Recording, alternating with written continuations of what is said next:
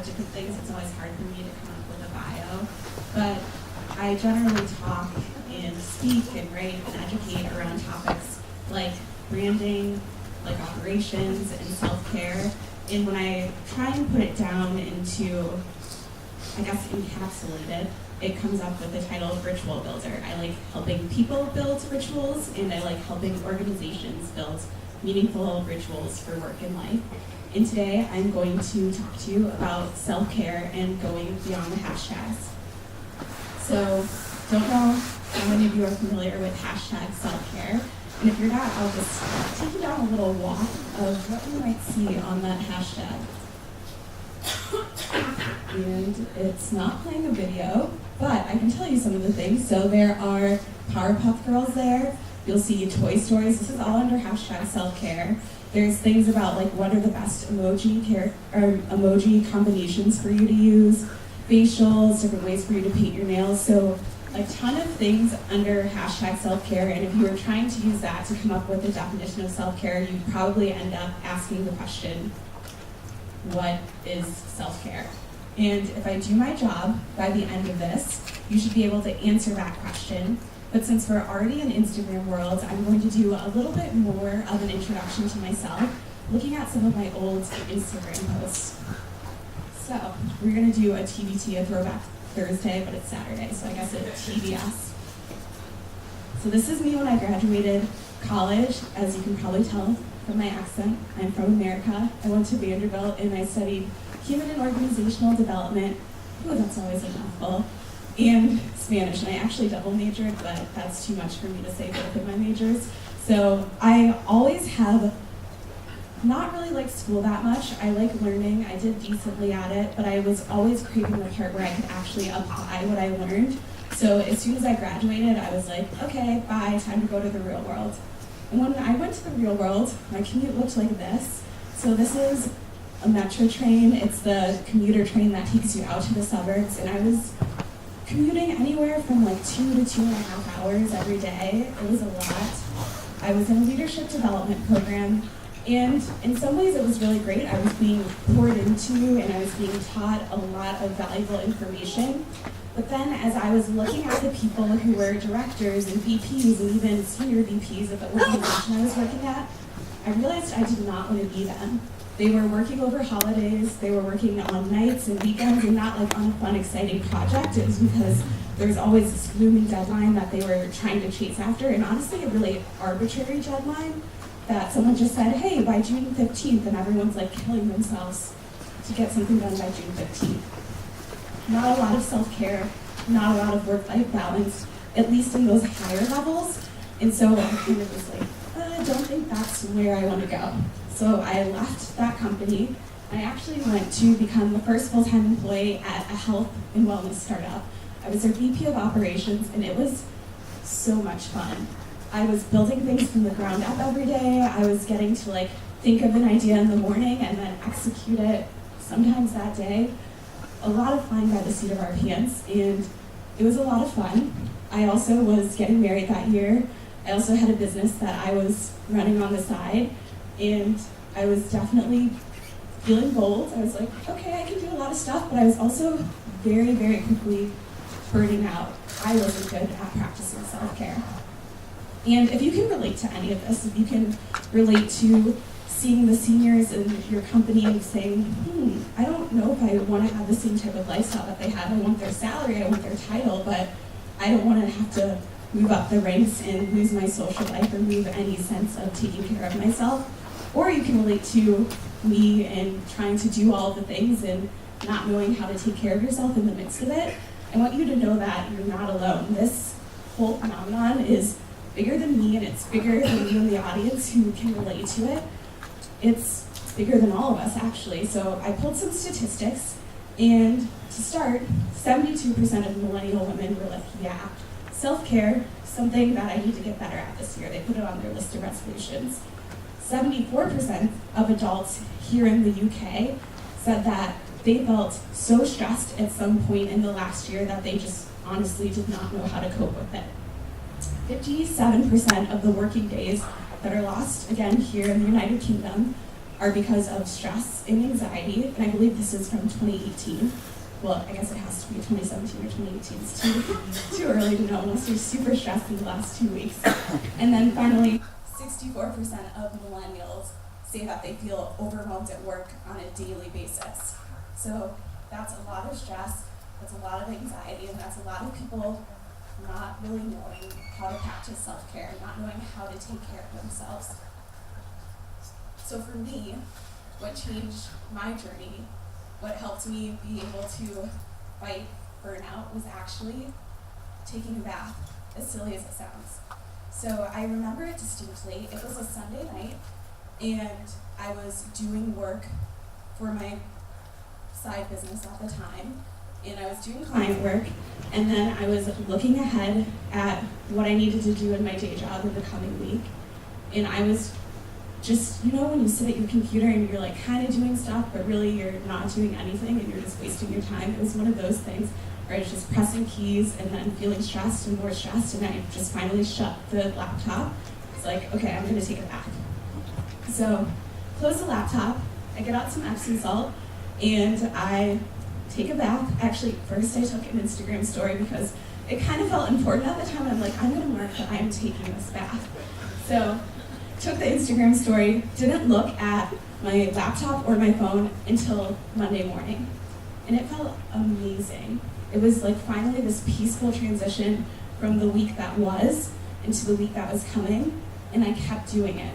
And this was my first self-care ritual. So now, almost every Sunday, I take this bath, I close my laptop, close my phone, still take the Instagram story because it's tradition now, but that was my first entree into self-care, and then it became something that I wanted to talk to other people about, and I wanted to help other people develop and cultivate, and that's how I ended up here today. So for me, the bath is what changed everything. And as I was doing this journey of self-care work, I kind of had to come up with my own definition. There's more technical or medical definitions, but obviously looking at #self-care teaches you that self-care is Powerpuff Girls and Toy Story 4, so needed something a little bit more workable. And what I came up with is that self-care is listening to your body, and it's responding in the most loving way possible. It seems really simple, but as most of you can probably attest to, it's also really, really difficult. So let's just start with the listening piece, because I can almost hear a lot of you asking me mentally. I can see the wheels turning. So how do I actually listen to my body? So we're gonna try something, and I'm gonna tell you a couple tools that you can use to start listening to your body. And it can look like different things. The first thing that we're gonna try is stillness. So I love to have my brain constantly consuming something.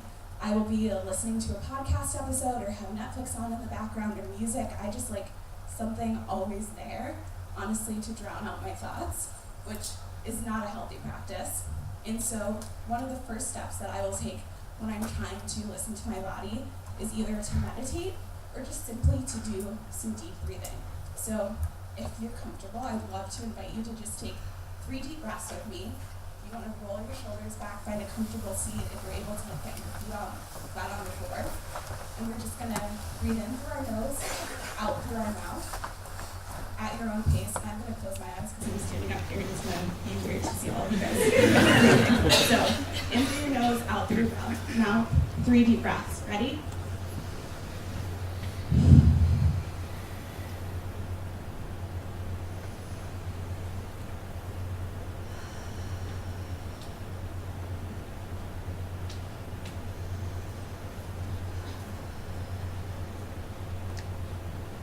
And when you're ready, you can blink open your eyes if you have them closed. And so sometimes when I am doing that deep breathing, I'll find that there's now space for an emotion that I didn't realize was there, or something that I didn't realize was bothering me, and just because I kind of pressed pause on everything else in the external world, I could actually start to process what was going on. Sometimes nothing comes up, and that's fine too. Deep breathing in itself is really good at helping you flush out the cortisol in your system, which is the stress hormone. So in one scenario, you might realize something that comes up and you can start to care for yourself. In another scenario, you've actually just cared for yourself just by the act of deep breathing. So that's one way that you can start listening to your body. The second way is through observation. So actually starting to see the patterns that happen in your life. Is there something that happens to you every time you have a one-on-one with your manager and you notice that you have a certain emotion or feeling or response, or even a type of food that you eat? How does that produce a response in your body? For me, it was migraines. I used to get, I still get them, but I get these really bad migraines where like my head is pounding to the point that sometimes I will throw up, which is gross, but that's the reality of what happens. It's not a fun situation. And when these started when I was younger, my mom would always encourage me, okay, you had a migraine, so I want you to document everything that you can remember eating the day before or the couple days before, what you were doing, what was the environment like before. And I realized that I was getting these migraines when it was unusually hot weather, when I hadn't upped my water intake to meet that hotter weather, and then also the cherry on top was when I hadn't slept enough the night before. So if it's just hot, or if I just don't drink enough water, it's fine, but it's like that combination of the three things that makes the really bad migraines, and I figured that out through observation. And then the last piece is reflection, so an intentional looking back. And the way that I like to reflect is to first start with picking an interval of time. So it could be for the day, the month, the year, whatever you want it to be, but it just helps to get specific so that you know the point of time that you are evaluating. And then from there, you're going to ask yourself two questions. The first is, when did I experience tension in whatever interval of time? So when did I experience tension yesterday or last month?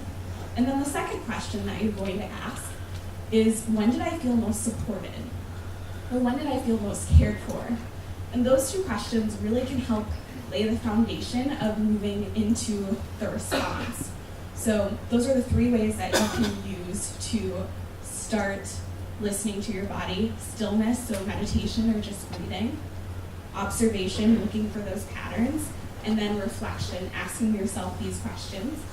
And if you remember my definition of self-care, so listening to your body and responding in the most loving way possible.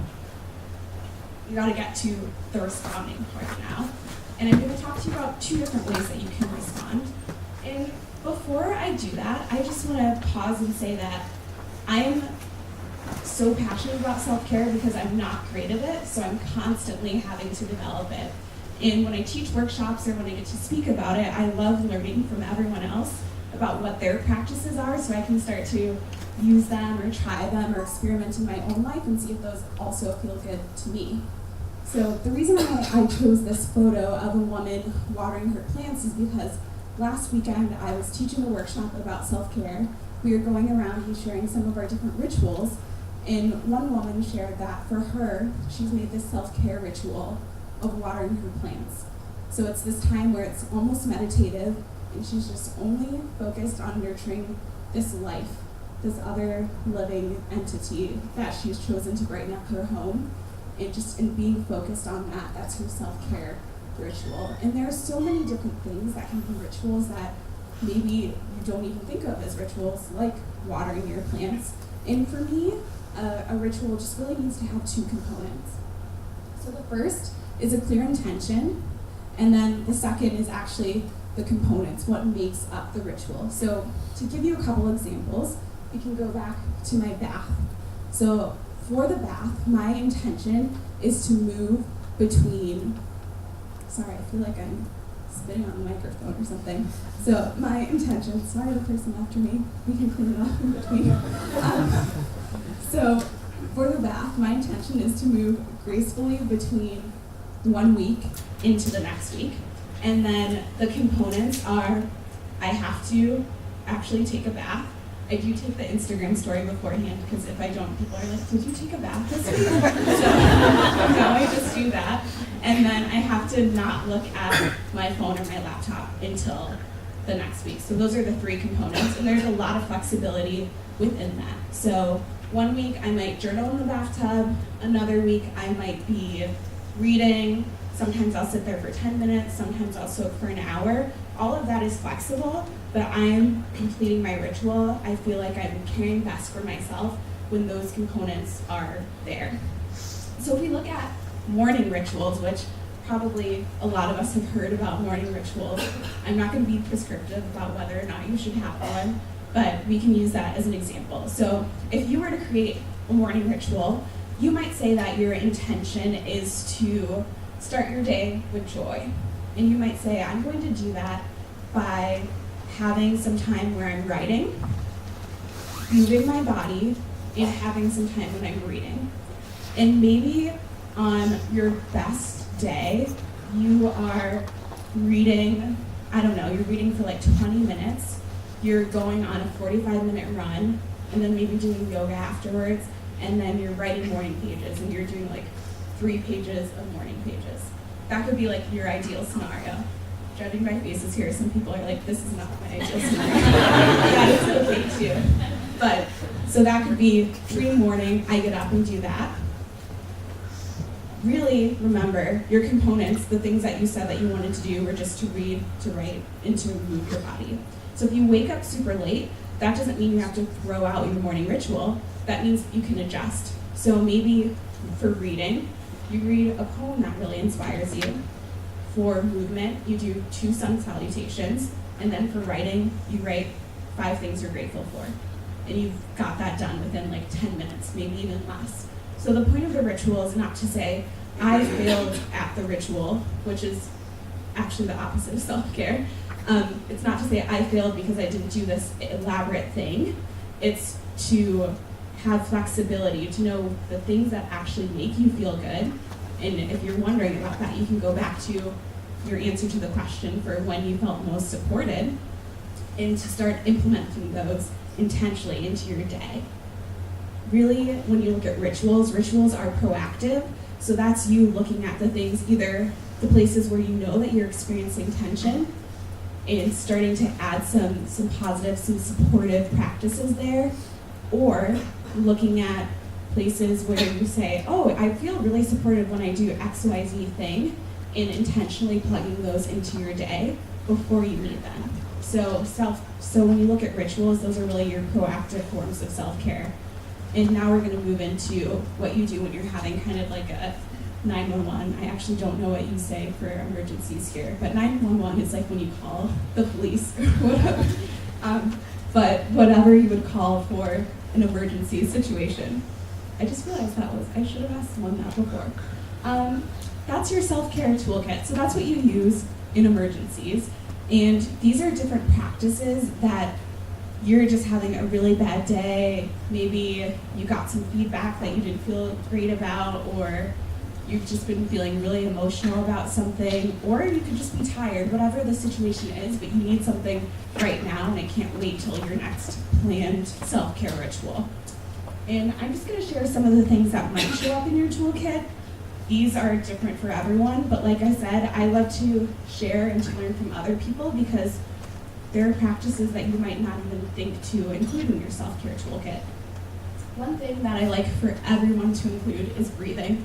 We have to do it to stay alive anyway, but it's so good for you. It's really good for you. So take that time to breathe. Even as little as a minute can have such a positive impact on the stress hormones of your body. The next one is calling a loved one. I love doing this one. I'm 26. I still talk to my parents almost every day. Sometimes it's for self-care reasons, sometimes it's just to talk to them about the weather, but for me personally, that's a big part of my self-care toolkit.